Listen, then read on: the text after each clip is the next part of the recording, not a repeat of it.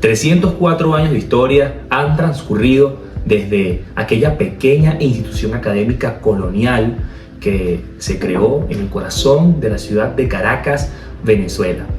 Hoy les traigo un documental increíble donde hablaremos sobre todos los aspectos de la historia de la primera casa de estudio del país. Para algunos, la central; para otros, la casa que vence la sombra, aquel lugar en donde se le da la luz al conocimiento y se enfrenta siempre derrotando al fanatismo, a la autoridad y al silencio.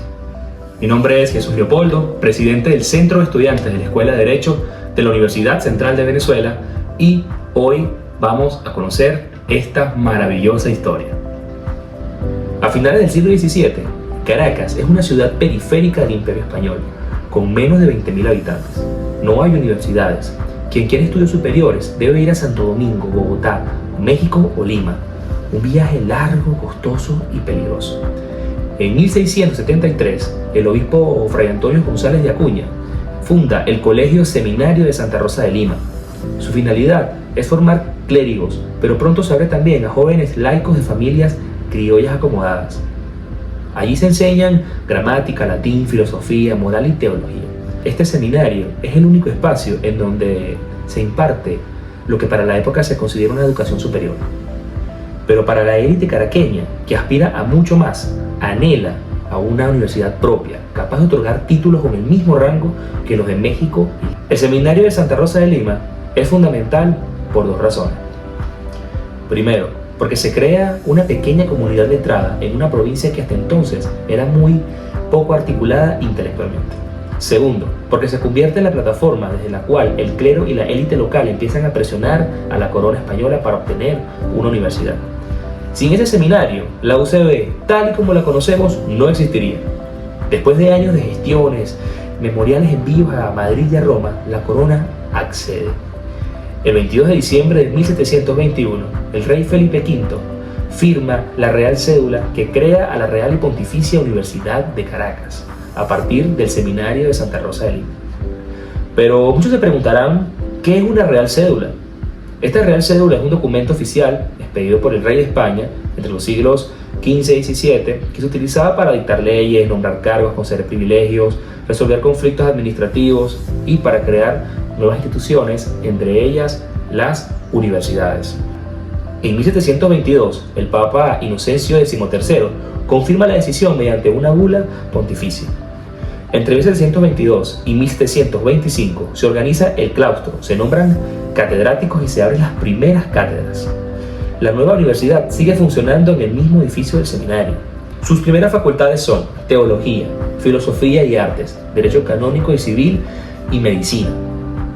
El acceso estaba reservado solamente para varones blancos, con recursos y casi siempre cercanos a la iglesia. Jurídicamente, esta institución depende de dos poderes, de la corona, por eso es real, y del Papa, por eso es pontificia, a diferencia de hoy en día, que la universidad es completamente autónoma. Esta doble tutela marcará su desarrollo durante todo el siglo XVIII. Nos encontramos en la Capilla Santa Rosa de Lima. La Capilla Santa Rosa de Lima directamente es donde se declaró la independencia de Venezuela el 5 de julio de 1811. Donde específicamente en la sala en la cual nos encontramos ahorita. Aquí vamos a encontrar un púlpito colonial.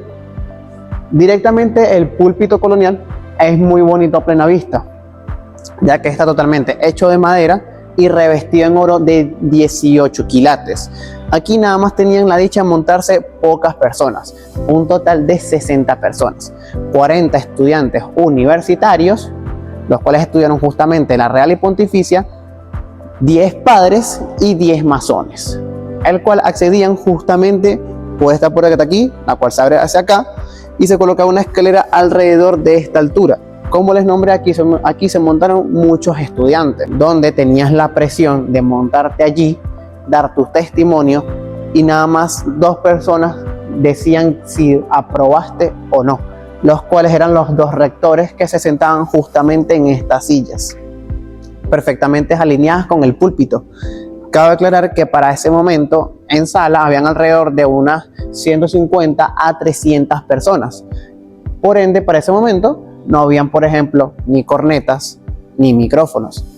¿Qué era lo que ayudaba a los estudiantes a reflejar su voz?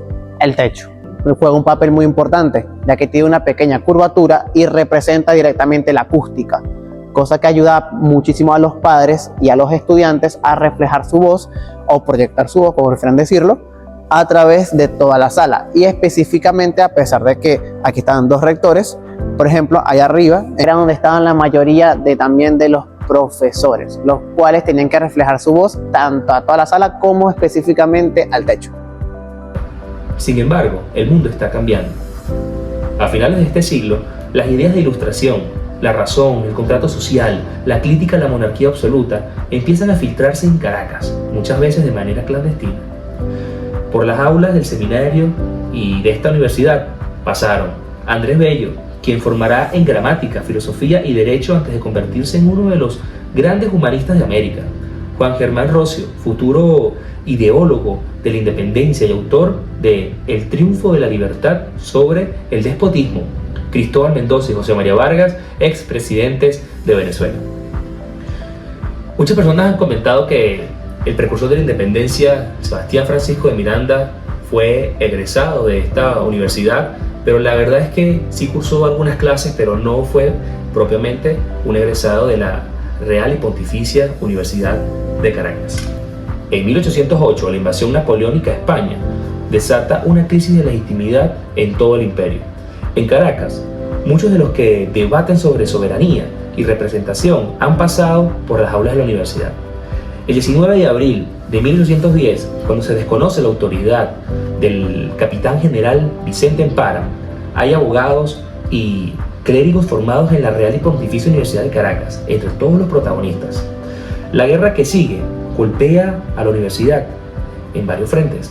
Profesores y estudiantes se van al ejército o al clero patriota o realista. El terremoto de 1812 destruye buena parte de Caracas y afecta seriamente los edificios universitarios, y las clases se interrumpen repetidamente. La institución entra en una crisis profunda, la pérdida de personal, archivos dispersos, falta de recursos. Es imposible separar la historia universitaria de la historia política de esos años. Muchos de los redactores de las primeras constituciones de Venezuela son abogados egresados de la UCB. En la década de 1820, la antigua y Real Pontificia Universidad de Caracas existe todavía, pero debilitada y en transición, ahora dentro de la República de Colombia, la Gran Colombia. Escuchando esto, pudiéramos decir que la Universidad Central de Venezuela fue también colombiana, aparte de ser venezolana. Continuemos. En 1827, el libertador Simón Bolívar, jefe supremo, decide reorganizarla profundamente. Nombra una comisión encabezada por José María Vargas, médico y catedrático, para redactar unos nuevos estatutos. Estos estatutos republicanos, promulgados ese mismo año, suponen la ruptura con el pasado colonial. Primero, la universidad deja de ser real y pontificia y pasa a ser una institución republicana. Segundo, se fortalece la enseñanza de las ciencias y el derecho civil moderno. Tercero, se reorganizan las facultades y se establecen normas más claras de ingreso, exámenes y de gobierno interno. Y cuarto, se consagra, aunque todavía de forma limitada, la idea de cierto autogobierno académico, es decir, comienza a conocerse la autonomía universitaria. A partir de las reformas de 1827, se consolida la identidad de la Universidad Central de Venezuela, heredera de la tradición colonial, pero adaptada al nuevo orden republicano. El principio de formar ciudadanos para la República, y no solo funcionarios para el imperio, comienza a tomar forma. El siglo XIX venezolano está marcado por la inestabilidad. La caída de la Gran Colombia y el nacimiento de Venezuela como república independiente en 1830. Las guerras civiles frecuentes, la devastadora Guerra Federal. La Universidad Central de Venezuela sobrevive como puede en ese contexto. A pesar de todos los conflictos, de sus aulas salen profesionales que ocupan cargos claves en la administración, la justicia, la medicina y la educación. Personalidades como José María Vargas, primer presidente civil de Venezuela y símbolo de la idea del civismo. Cecilio Acosta, pensador crítico, defensor de la educación popular. Lisandro Alvarado, médico y lingüista. Y el doctor San José Gregorio Hernández, médico e investigador y pionero en la microbiología. Todos, de una u otra forma, están vinculados a la UCB. En 1856, bajo la presidencia de José Tadeo Monagas, la universidad se independizó definitivamente del seminario y se trasladó al antiguo convento de San Francisco. El objetivo era secularizar la educación y darle a la Universidad Central de Venezuela un espacio propio para sus cátedras, laboratorios y museos. Este convento, que hoy en día es conocido como el Palacio de las Academias, antes de ser la sede de la UCB, tuvo una historia muy movida. Dentro de sus muros no solo funcionaba la UCB, sino también varias de las academias nacionales: la Academia Venezolana de la Lengua, la Academia Nacional de la Historia, la Academia Nacional de la Medicina y otras corporaciones científicas y humanísticas. El palacio se convierte en un símbolo del saber oficial de la República, un lugar en donde se mezclan la tradición colonial, la República liberal y la modernidad para aquel entonces. A inicios del siglo XX, la UCB sigue siendo una universidad pequeña y elitista, con pocos cientos de estudiantes repartidos en carreras como Derecho, Medicina e Ingeniería. Estamos ahora en este salón que tiene hoy en día el nombre de Paraninfo del Palacio de las Academias y sirvió como Paraninfo para la Universidad Central de Venezuela en el tiempo en que la universidad estuvo acá, que fue aproximadamente entre 1856 y 1953, cuando se mudó a la ciudad universitaria. Pero este salón, el Paraninfo, era utilizado en la época universitaria, digamos así, para celebrar actos de conferimiento de grado. Es decir, las graduaciones eran acá. Este sería el equivalente a la actual aula magna, digamos así. Era también el salón donde tenía efecto el acto de inicio de las actividades académicas, que generalmente era hacia el día 15 de septiembre de cada año. Y los actos de premiación de los mejores estudiantes también tenían lugar aquí en el Paraninfo. Cuando las academias comienzan a ocupar estos espacios y con el permiso de la Universidad Central, aquí se empiezan a realizar los actos solemnes, los actos más importantes, los que revestían mayor solemnidad, que eran, por ejemplo, los actos de incorporación de nuevos individuos de las diferentes academias que existían en ese tiempo, también los actos de toma de nueva junta directiva, y otros actos solemnes, por ejemplo, la conmemoración de algún aniversario, por ejemplo, de Andrés Bello, o la presentación del proyecto de primer Código Civil. Ese tipo de cosas se celebraban aquí en este salón. Hoy en día, para el Palacio de las Academias, se realizan unos pocos actos solemnes a lo largo del año, que son básicamente otra vez la recepción de nuevos individuos de número o de miembros de las diferentes academias, o actos que tienen que ver con algún acto también muy especial que alguna academia quiera celebrar aquí en este salón, así como también los cambios de juntas directivas de las diferentes academias. Y este acto, este salón que nosotros vemos acá, conserva su última gran remodelación, que fue realmente en 1873 con Guzmán Blanco. Es decir, conserva ese estilo de finales del siglo XIX y si tú ves en la decoración, también se ha ido, por supuesto, añadiendo con el paso del tiempo, pero en esencia el mobiliario y la decoración corresponde también a esa de finales del siglo XIX. Pero el país se transforma profundamente. La dictadura de Juan Vicente Gómez entre 1908 y 1935, el inicio de la gran explotación petrolera y la consolidación de un Estado centralizado. La universidad proporciona muchos de los profesionales que ese nuevo Estado necesita. En 1928, en pleno auge de la dictadura gomecista, los estudiantes de la UCB, en especial los de Derecho y de Medicina, organizan la llamada Semana del Estudiante. Comenzó como una celebración académica y cultural y se convirtió en un desafío de los estudiantes a la dictadura del general Juan Vicente Gómez. Nace la generación del 28, integrada por jóvenes que luego serán futuros fundadores de partidos políticos, presidentes de la República, intelectuales y periodistas influyentes. La universidad, una vez más, se sitúa en el centro de la confrontación con la dictadura.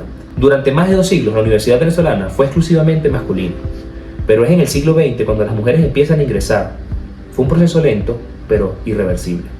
A partir de entonces, las puertas se abren a cientos y luego miles de mujeres en Derecho, Medicina, Farmacia, Odontología, Humanidades y Ciencias. La presencia femenina transforma la universidad, cambia la composición de las aulas, modifica las dinámicas estudiantiles, introduce nuevas luchas como la defensa de los derechos de la mujer, debates sobre la igualdad y la participación. La UCB comienza a parecerse más al país y no solo a una élite masculina. A mediados del siglo XX, la Universidad Central ya no cabe en el Palacio de las Academias. El país vive la transición de la dictadura gomecista a gobiernos más abiertos, mientras la renta petrolera se multiplica. En 1942, en el gobierno del presidente Isaías Medina Angarita, se le cede a la UCB los terrenos de la Hacienda Ibarra. El Estado adquiere estas propiedades y se los cede a la Universidad Central de Venezuela para crear un proyecto de una universidad moderna, de un campus universitario moderno, y va a ser dirigida esta obra por el arquitecto Carlos Raúl Villanueva. La obra se aprueba en el año 1943 y inicia en el año 1944.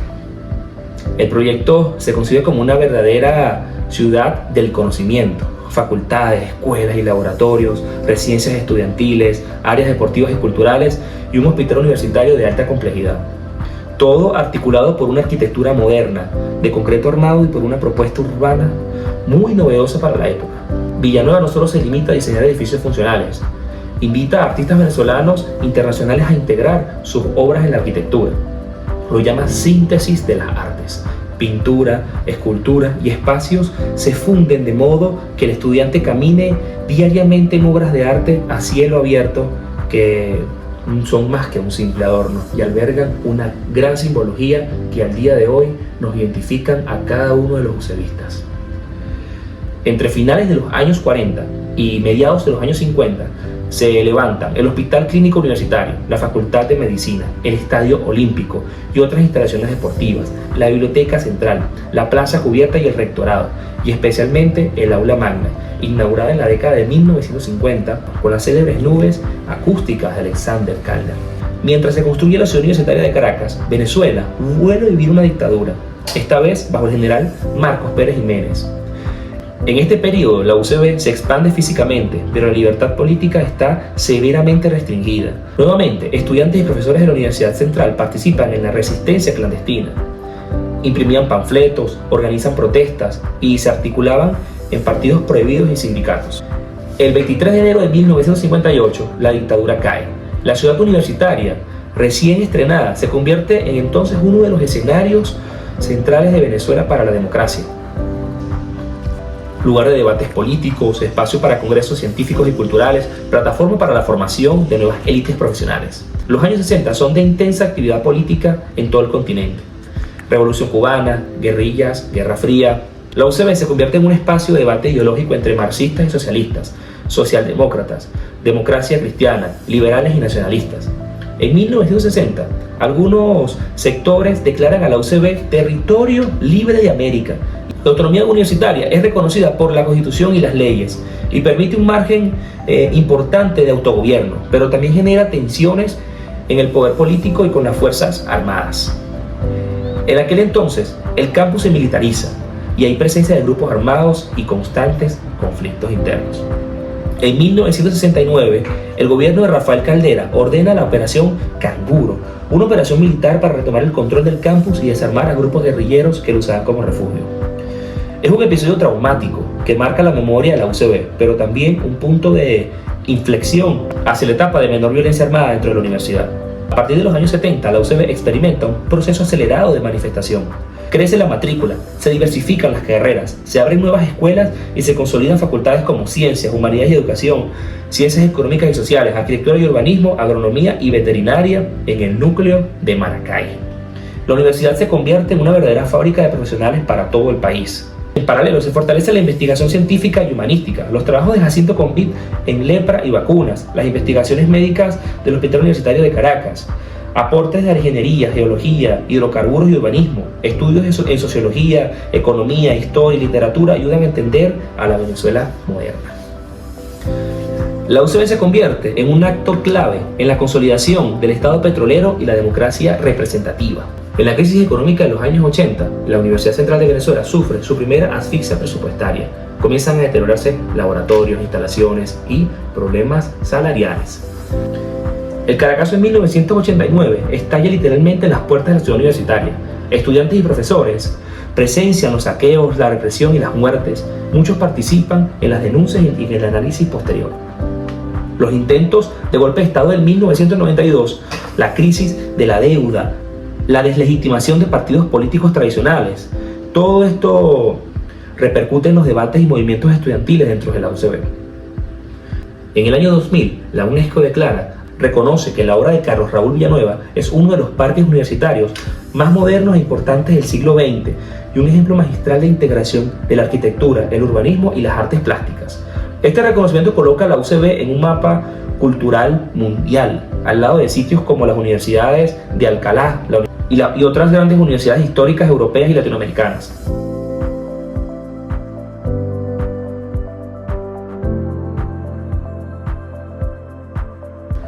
Pero también se plantea un desafío: preservar el patrimonio en medio de las dificultades económicas y políticas del país. El cambio político a finales de los 90 abre una nueva etapa. El discurso de refundación nacional, la polarización política creciente, las reformas constitucionales y legales. La UCB, con su tradición autónoma y crítica al poder, entra en tensión con el nuevo proyecto político. En 2007 surge un nuevo movimiento estudiantil con fuerte presencia en la UCB, que protesta contra el cierre de Radio Caracas Televisión y contra otros proyectos de reforma constitucional. En 2014 y 2017, los estudiantes y egresados de la universidad participan nuevamente en protestas masivas que terminan con la represión, detenidos, exiliados y con constantes paros académicos y administrativos. La universidad vuelve a ser un escenario de enfrentamientos, asambleas y debates sobre democracia y derechos humanos. A la confrontación política se le suma una crisis económica sin precedentes, presupuestos universitarios insuficientes, en donde se le aprueba aproximadamente a la Universidad Central de Venezuela un 2,5% del presupuesto que solicita el Consejo Universitario ante los órganos nacionales. Salarios que no permiten vivir, la fuga masiva de profesores y estudiantes al exterior, el deterioro de la planta física, incluso de áreas emblemáticas de la universidad que son parte del patrimonio mundial por la UNESCO. Sin embargo, persisten esfuerzos de rescate y restauración, muchos liderados por la propia comunidad universitaria, quien resiste y no deja morir a su casa de estudio. Desde su origen como seminario de Santa Rosa en el siglo XVII hasta su consolidación como Universidad Central de Venezuela, esta institución ha atravesado el periodo colonial y la independencia, guerras civiles del siglo XIX, las dictaduras de Gómez y Pérez Jiménez, la construcción de la democracia representativa en el siglo XX y la crisis económica y la polarización política del siglo XXI.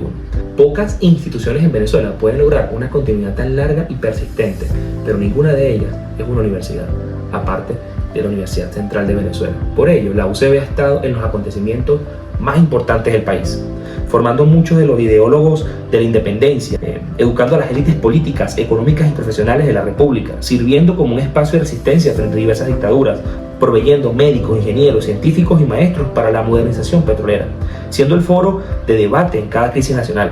La historia de Venezuela, en una gran medida, se ha pensado, se ha creado y se ha discutido en las aulas de la UCB. La casa que vence la sombra.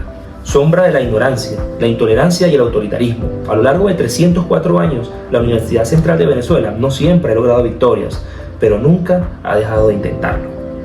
Su autonomía, su infraestructura, su capacidad de investigación y docencia está íntimamente ligado al futuro del propio país. Y es por eso que mientras los estudiantes sigan en las aulas, los profesores sigan con esa voluntad inquebrantable para impartir conocimiento, y trabajadores que tengan la fuerza para seguir sosteniendo esta universidad, la UCB siempre va a seguir venciendo a la sombra. Esto fue todo por hoy, espero que hayan disfrutado de este documental, dejen su comentario, denle like y suscríbanse y seguiremos con un documental nuevo.